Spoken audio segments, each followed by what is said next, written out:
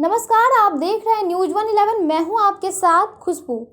राज्य में इसी साल विधानसभा चुनाव होने हैं। विधानसभा चुनाव को देखते हुए राजनीतिक दलों ने अपने अपने स्तर से तैयारियां शुरू कर दी है। नेताओं का एक दूसरे पर आरोप प्रत्यारोप का सिलसिला भी शुरू हो चुका है। वहीं इसी कड़ी में हिंदुस्तानी अवाम मोर्चा की पार्टी की ओर से गया में आगामी बिहार विधानसभा चुनाव को लेकर वर्चुअल रैली का आयोजन किया गया। इस रैली में राज्य के पूर्व मुख्यमंत्री जीतन राम मांझी ने अपने कार्यकर्ताओं को संबोधित किया। इस दौरान उन्होंने कहा कि हम प्रयास कर रहे हैं कि महागठबंधन टूटे नहीं, इसके लिए कांग्रेस से समय भी लिया है।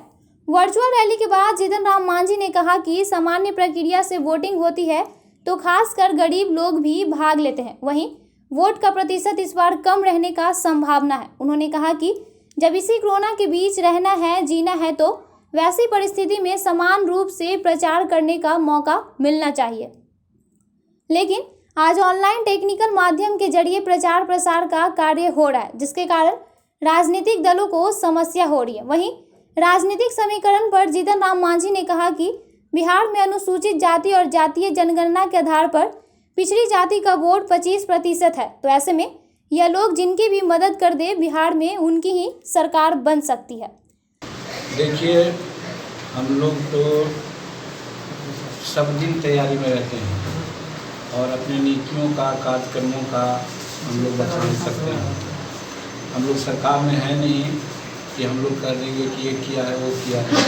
हम जो करना चाहते हैं और जहाँ सरकार की कमजोरियाँ होती है उसको गिनाते हैं, तो हमारी तैयारी सब दिन चलती रहती है। लेकिन ये अच्छा होता कि समान प्रक्रिया के तहत अगर वोटिंग होता तो हमारे गरीब लोग खास करके जो आज नई टेक्निक से अभिज्ञ नहीं हैं, अनभिज्ञ हैं, वे निश्चित रूप में आज पार्टिसिपेट कम उनका होगा और उसके चलते वोट का प्रतिशत कमज़ोर होगा, कम होगा। उसमें न कहीं अनियमितता का वो हम लोग को नज़र आता है। कहीं ऐसा न हो कि मैनेज कर के लोग अपना संख्या जुड़ा दें और वो कि हाँ साहब इतना प्रतिशत वोट हो।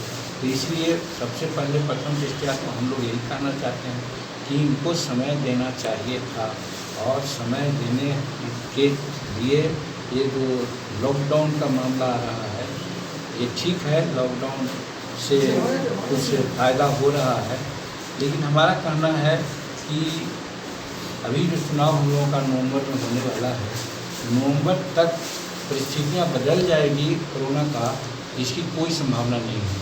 क्योंकि जब वर्ल्ड हेल्थ ऑर्गेनाइजेशन ने कहा है कि फरवरी मार्च में भी लाखों की संख्या में केसेज आएगा हिंदुस्तान में, तो आप जोड़ लीजिए कि आज लाख का संख्या नहीं आता है, आज 40-45 हज़ार 50 हज़ार तक आता है। तो जब मैक्सिमम पीक पर हो जाएगा और उस समय तो चुनाव आपको कराना ही पड़ेगा।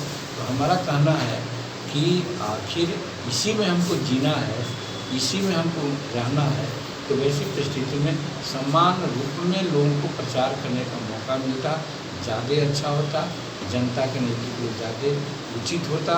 लेकिन आज इस तरह से जो टेक्निकल बात करा करके ऑनलाइन की बात कर रहे हैं, फिर क्या जो हमारे वोटर्स हैं उनको सामने नहीं रखा जाएगा, तो शीशा के अंतर्गत रखा जाएगा, कोई ऐसा स्टिक होगा जिससे कि वो बटन को दबावेंगे, जब सामने ईवीएम रहता है और उसमें जब गड़बड़ा जाते हैं लोग, तो फिर ऐसा कैसे होगा।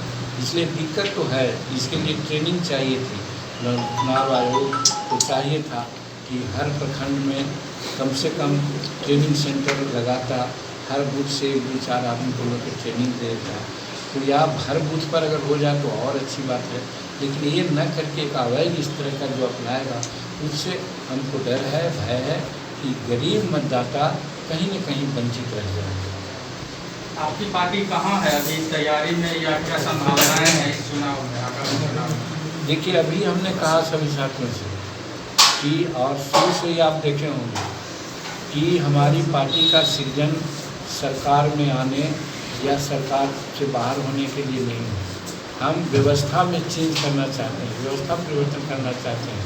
चाहे बेरोजगारी का मुद्दा हो, चाहे महिलाओं का मुद्दा हो, चाहे किसानों का मुद्दा हो, चाहे और सबका मुद्दा हो, सबको इस रूप में लेकर चलने का बात किया है जिस पर बहुत लोगों का ध्यान कभी नहीं था। आज उसी को हम लोग आगे बढ़ाना चाहते हैं और इसी प्रक्रिया में इलेक्शन का बात है तो हम लोग भी शामिल हो जाएंगे और उस शामिल होने में अब जनता को हम लोग देखेंगे कि जनता का क्या रुख है। अगर जनता सचमुच में वोट देने की बात अगर होगा, स्वेच्छा से लोग वोट करेंगे तो हिंदुस्तानी अवाम मोर्चा सेकुलर को बहुत अच्छा रिजल्ट होगा और बहुत अच्छा इसका कार्य होगा। सर जहाँ भी तो ऐसे ही तमाम खबरों के लिए बने रहिए न्यूज़ 111 के साथ। अगर अभी तक आपने हमारे चैनल को सब्सक्राइब नहीं किया है तो सब्सक्राइब कर ले, साथ ही बेल आइकन दबाना ना भूलें।